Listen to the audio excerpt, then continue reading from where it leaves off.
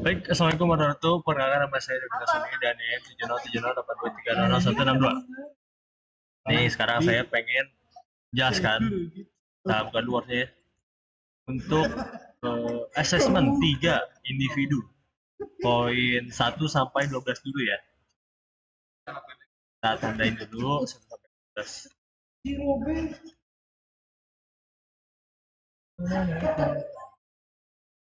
Kalau bisa.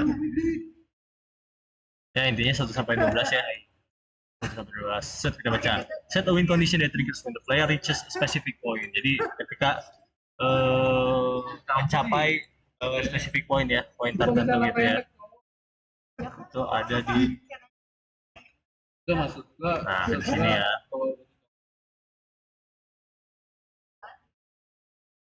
Ada mouse gak? Ribet ya di bawah.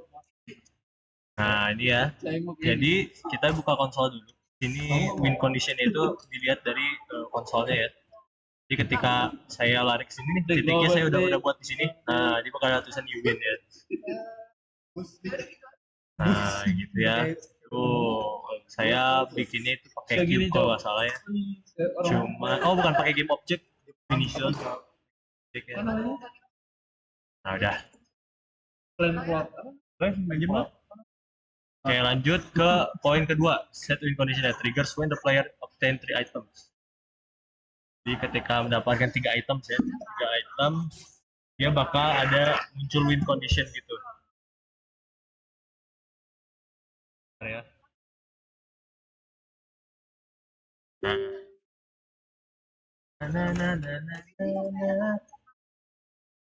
Nah, oke, lihat ya, masih sama juga di sini ya. Dari objeknya di sini saya pakai kubus ya, 3 kubus gitu. Ini ketika dapat 1, 2, 3 muncul tulisan win by collecting items ya. Kita lanjut nomor 3, set win condition triggers when the player answer correct answer. Nah itu tuh ada di sini ya. Ini kok nggak salah ya.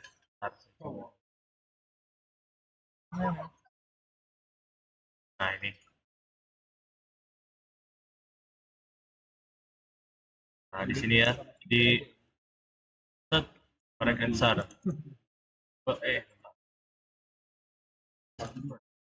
Terus dia bakal muncul satu lagi terus. Nah ini answernya di sini saya atur pakai asep.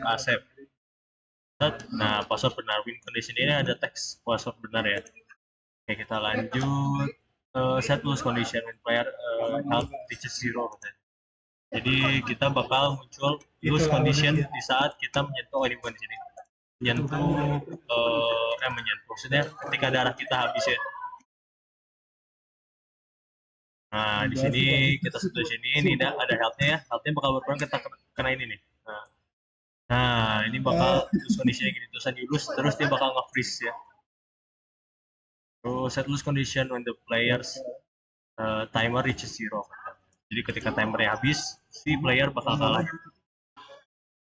Ini timernya ada di sini ya. Terus kita atur dulu, kemudian tanpa timernya. Timer, ini scriptnya ya. Bisa kita ganti bisa ke 2 detik ya. Ini bakal, nah you lose.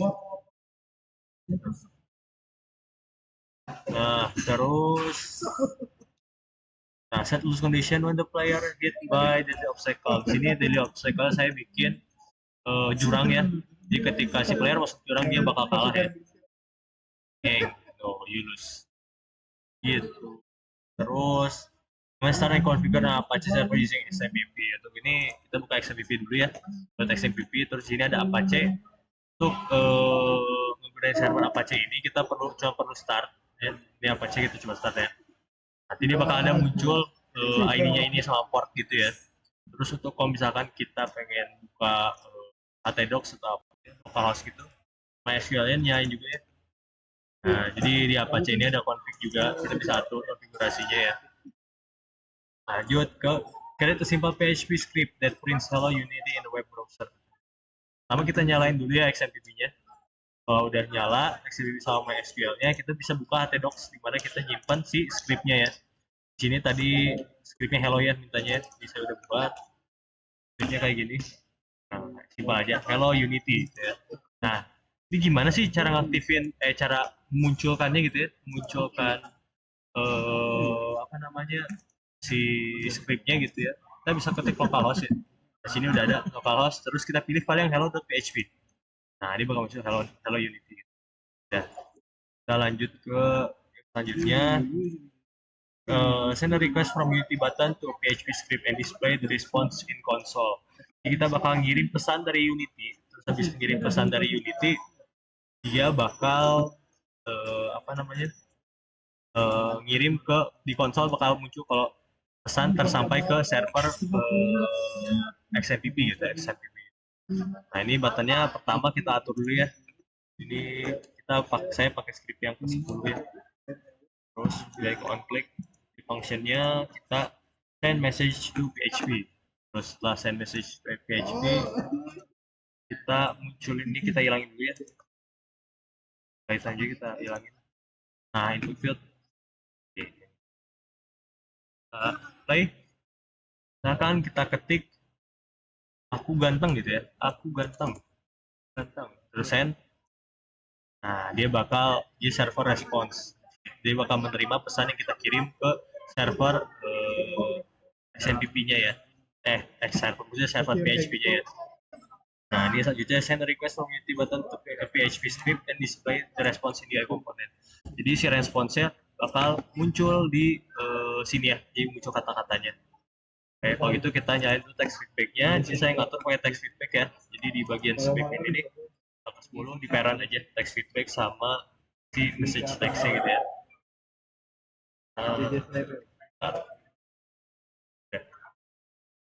Nah, start play. Akan aku ganteng. Dia bakal muncul di UI component di sini. Di situ. Seperti itu, kita lanjut. Show data from simple table within PHP page. Jadi kita bakal munculin satu data tabel gitu, tapi masuknya ke PHP page. Jadi kalau gitu, pertama kita harus bikin dulu. Ini nih, saya udah ada bikin PHP. Kita bikin juga, jadi kayak HTML dulu buat bikin si tabelnya ya. Baru untuk munculin si tabelnya itu. Ini kita bisa pakai buka PHP-nya ya. Nah, kita buka localhost PHP-nya ya, PHP MyAdmin-nya. Nah, dia udah kebuka PHP MyAdmin-nya. Mungkin kita pencet new dulu. Jadi bisa kita namain bebas. Di sini saya namanya Unity ya. Nanti kita bisa create table, mau berapa kolom tabelnya, terus table name-nya ada. Saya bikin table login. Ini kalau udah bikin tinggal create aja ya. Jadi buat masukin datanya ini untuk data-data yang udah masuk ya, ada beberapa. Kita coba delete dulu. Nah, di sini tadi ada 4 kolom ya. Di sini ada username, password, score, playtime. Jadi di sini kita buat ngatur si tabelnya. Untuk tipenya sendiri, untuk username, password, sama playtime ini varchar ya. Jadi kita bisa masukin abjad ya. Maksudnya kayak huruf-huruf ABC gitu bisa ya. Kalau int ini khusus untuk angka, jadi cuma di score kita masukin angka. Nah, untuk masukin si datanya ke tabelnya, kita masukin insert. Ini misalkan username, Davi, password, hai, misalkan ya.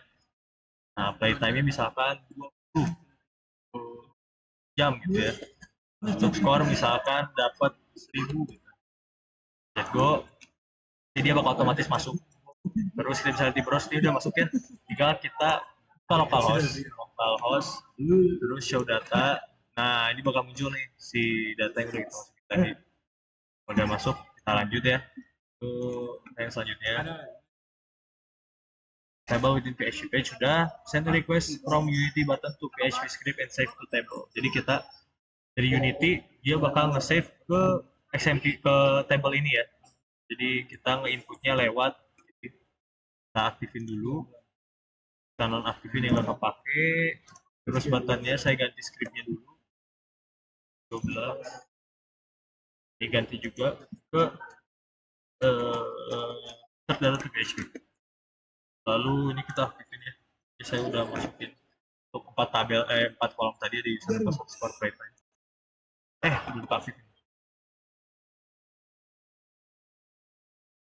Kita nyalain dulu. Nah, setelah nyala baru kita ini jangan lupa juga username password ini masukin ke sini ya. Jadi buat username text di sini sesuaiin aja ya. Nah, baru di sini misalkan namanya kita jadi Rizky gitu ya, Rizky. Terus misalkan tadi itu ini password ya, password misalkan gagal misalkan. Ya. Terus untuk skor misalkan 1000 ya. Untuk playtime misalkan 10 aja gitu ya, 10 jam gitu maksudnya. Nah, dia bakal server response masuk ke server. Nah, ini tinggal kita reload aja. Nah, dia masuk ternyata ya. Dia masuk, kita lanjut ke pertanyaan selanjutnya. Udah ya, jadi di sini 1 sampai 12 ya. Udah ada. Lanjut ke nomor 17, 18, 19, dan seterusnya ya. Ini explain how the question arrangement of system jadi kita ngejelasin SAS aja ya, SUS. Terus jadi gimana sih pertanyaan dari SUS ini dibuat. Terus kalau yang 18 ini gimana, terus jelasin gimana cara ngitung si SUS ini ya, sistem usability scale ini ya. Terus simple visualization. Oke, lanjut untuk SUS ini kita pahami dulu bagaimana si pertanyaan ini bisa dibuat ya. Jadi SUS itu artinya System Usability Scale. Jadi itu kuesioner evaluasi usability kemudian penggunaan dari 10 pertanyaan ya. Langsung aja ke 10 pertanyaannya. Jadi nah ini scoring SAS ini dibikin pertanyaan ada tipe ganjil dan tipe genap ya. Untuk yang ganjil itu dia lebih cenderung ke pertanyaan positif. Terus untuk jawabannya sendiri dia pakai linear scale. Dia nanti jadi misalkan untuk pertanyaan yang ganjil itu dapat misalkan poin 5. Misalkan dapat poin 5 jadi nanti 5 dikurangi 1. Nanti jadi hasilnya 4 gitu. Kalau untuk yang genap ini pertanyaan lebih ke negatif ya, pertanyaan negatif. Jadi terus sistem untuk gimana cara penilaiannya, cara orang untuk milih misalkan orang milih tuh kayak misalnya 1 sampai 5, 1 itu tidak setuju, 5 tuh setuju gitu ya. Misalkan bisa orang milih 5, nanti 5 dikurangi sama nilai yang mereka pilih. Jadi misalnya kalau mereka milih 5, terus nanti bakal dikurangi sama nilai yang mereka pilih gitu. Jadi inti gini, misalkan orang milih 3 gitu ya. Terus kalau milih 3 nanti cara dapetin nilai akhirnya itu si 5 nanti dikurangin sama si 3 ini gitu. Nah, jadi gitu ya. Di nanti jumlah skornya untuk hasil akhirnya bisa dikali 2,5 untuk nyari rata-ratanya ya. Itu untuk nyari rata-rata dalam satu pertanyaan tapi respondennya banyak gitu ya. Misalkan untuk yang satu pertanyaan kita pengen nyari rata-rata itu bisa pakai 2,5 ya. Kalau untuk nyari rata-rata keseluruhan bisa dibagi misalnya respondennya 5, kita tinggal bagi 5 aja itu. Tuh, jadi akhir rata-rata keseluruhan gitu. Ini bisa lihat ya total skor misalnya 34. Makanya setelah di ini semua ya dijumlahkan ya. Jadi setelah jumlah ini untuk satu responden misalkan ya. Ini jadi semua pertanyaan ini buat satu responden dijumlahin, setelah dijumlahin semua nanti kali 2,5 itu rata-rata untuk jawaban di satu responden. Misalkan dari 5 responden pengen cari satu dari 5 responden bisa dibagi 5 aja ya. Jadi untuk pertanyaan yang sus ini ya dari nomor 17 sampai dengan 18 sudah beres ya, tinggal 19 lihat create simple visualization as result. Nah ini ya visualizationnya, visualisasi dari hasil score ya. Ya ada average score, ada high score sama low score ya, ada data gitu. Oke, lanjut kita ke nomor 20 sampai dengan 22. Di Eki ini beda ya, Eki ini pertanyaan ada lumayan banyak, bisa nyampe 25 tergantung karena satu tipe pertanyaan, jadi isinya ada 9 kategori pertanyaan, jadi ada 9 tipe pertanyaan, ada tipe immersion, sini mengukur tingkat keterlibatan pemain dalam dunia game, ada flow, bisa dibaca aja sendiri ya, ada tension, ada competence, ada positive effect, terus negative effect, meaningful choice, aesthetic appeal, sama satisfaction. Nah, jadi dia tuh tipe, tapi dia tuh sistem atau struktur pertanyaannya itu tiap tipe pertanyaan, dia 9 tipe pertanyaan ini harus muncul. Terus setiap satu tipe pertanyaan ini harus melebihi 2 pertanyaan. Jadi misalkan yang immersion dia punya 2 pertanyaan yang tipenya tipe immersion gitu ya. Oke. Kalau kamu hitung ini untuk ngitungnya datanya ya. Terus ini untuk yang ininya ya, visualization-nya.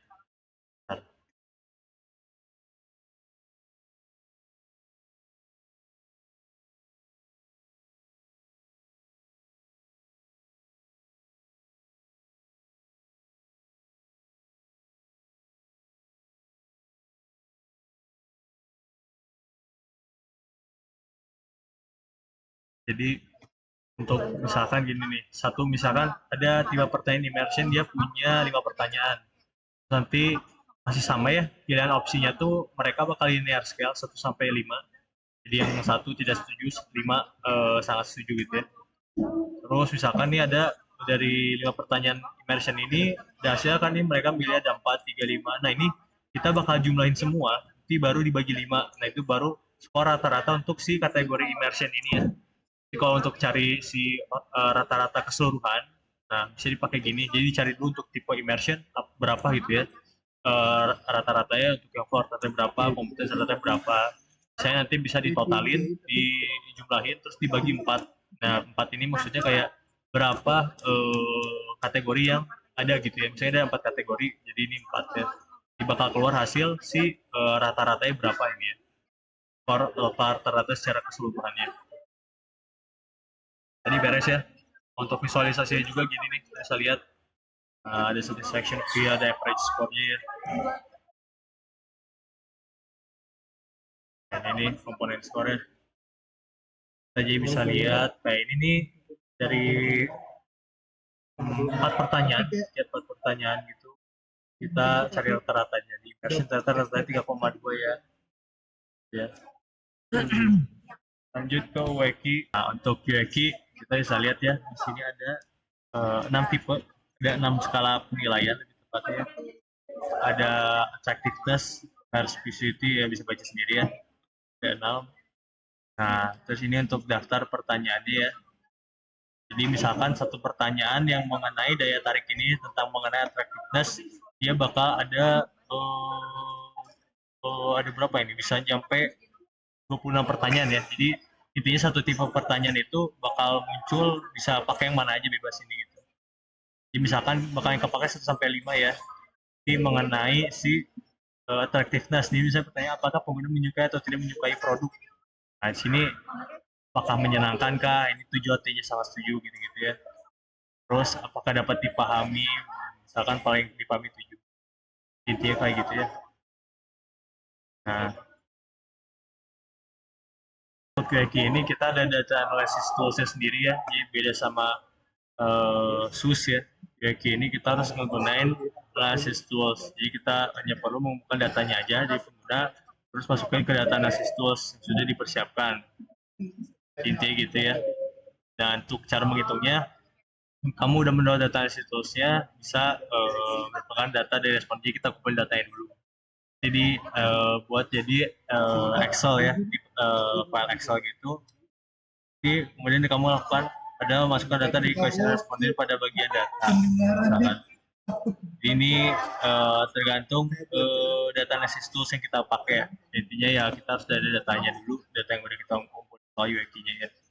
Ini untuk responden-respondennya gitu ya. Nanti biar dihitung sendiri sama si analysis toolsnya gitu. Gitu. Pokoknya nanti untuk visualization-nya dia bakal kayak gini ya. Ada excellent, good, above average gitu.